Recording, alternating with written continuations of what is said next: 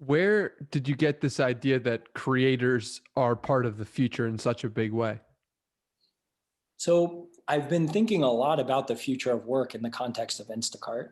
Um, and particularly as we were designing products for shoppers, it was so clear that the reduction in transaction costs was really going to change the nature of the firm, which that was a very jargony technical sentence, but let me unpack it for a second. There's a guy named Ronald Coase, and Ronald Coase won a Nobel Prize for his work on something called the nature of the firm, which was this idea that traditional economics didn't really explain why companies existed. And if you look at sort of traditional economic theory, which is based on these frictionless transaction costs, then there shouldn't be companies. Everybody should just be independent contractors, interacting with each other, because it's very easy to make contracts between people. But the reality is, it's actually not easy to make contracts between people. It wasn't when he wrote this paper in the 70s. It was very hard. And so as a result, companies pool together resources so that they don't have to constantly be making all these contracts between all the individuals. The fascinating thing, though, is that we are now in a world where there are frictionless transaction costs, where you can set up software so that if you're an Instacart shopper or an Uber driver or something like that, you can pull up your phone, open it up, and you can get offers for units of work, and you can see how much you're going to get paid and what the work is. And with one button, you can either accept it or reject it, right? And that is pretty much frictionless contracts. And so I saw that and thought, man, this is so cool that this is a way that's going to empower people to make money independently online. But the problem with it is that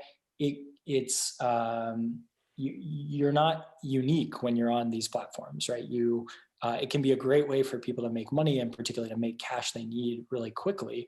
But it doesn't allow you to build a personal brand. It doesn't allow you to differentiate yourself. And so when I started spending more time on Twitter and took rite of passage with David Perel and met a lot of online creators, I started realizing, yes, this is the thing, right? This is the thing that's going to let people take these tools that are developing to make it easier to transact and be your own boss online, and allow people to create a lot of value from that. In doing research for the conversation, it seemed like, I think from your perspective, you were naive when first starting at Instacart was it because you believed that the creator economy, what creators are doing, like David Perel, would be what Insta shoppers would be doing? That is a great question. I was definitely naive when I joined Instacart, but frankly, I think we all were. I think the gig economy was, right? This was a new industry. There was very little regulation. And, unless you're an economist that can really think through all of the sort of complex ways that these marketplaces develop, it was easy to look at the gig economy and say, wow, this is the future, and this is going to be incredible for people. And I stand by the work that I did at Instacart and the work that my former colleagues continue to do. I think there is an incredible amount of value generated by the gig economy for consumers and for shoppers and drivers and everyone else on the platform. I mean, it's the first wave of the ability for millions of people to say, you know what, I don't want a boss. I want to work when I want to work. I want to work how I want to work. And it requires iterations. It's going to require various forms of regulation to make sure that it's a really good marketplace for everyone involved. But I think we were all naive about it because it showed so much potential. And I do think that the creator economy is going to be the next wave that unlocks even more of this sort of flexibility and independence for people. And we're probably being naive about the creator economy as well.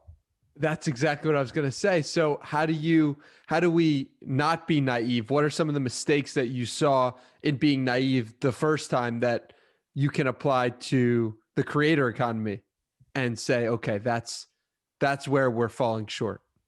Yeah. You know, um, I believe that appropriate doses of naivety and optimism can be a real advantage. And so I don't want to overcorrect here, right? I was talking to one of my mentors from Instacart, a guy named Ravi Gupta, who was our CFO and COO. He's now at Sequoia, and had just the smartest and most genuine human, certainly one of them that I've ever met and had the privilege to work with. And I was talking to Ravi recently, and I was mentioning something about this, about how I was feeling like, I had been sort of naive about this, and I wondered if the same thing was happening now. And he said, look, your naivety was why you were able to do what you did, right?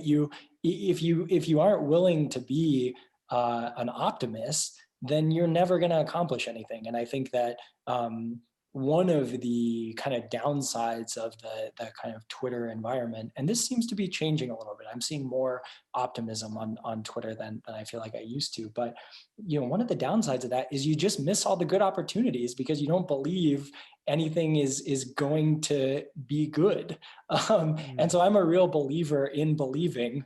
And I think that, yes, we have to acknowledge that we are naive about these things, but I'd rather be naive and, hit the 80% mark than just never try in the first place. So I'm not going to lose my optimism for the creator economy. But I do think it's a good question to ask, how can we make sure that we're setting this up in the right way? And I think that the big lesson to be learned, at least for me, is maybe that it's important that you have dynamics in place that provide leverage to the individual, and that you set up marketplaces in a way where individuals have options. And I think this is what's exciting about the creator economy, is that creators are really taking that to heart. They're not getting stuck to one platform or even one monetization structure. And I think that type of diversity, that type of, the willingness to say, okay, I'm going to have several income streams. I'm going to have my own email list. I'm going to be able to move from platform to platform.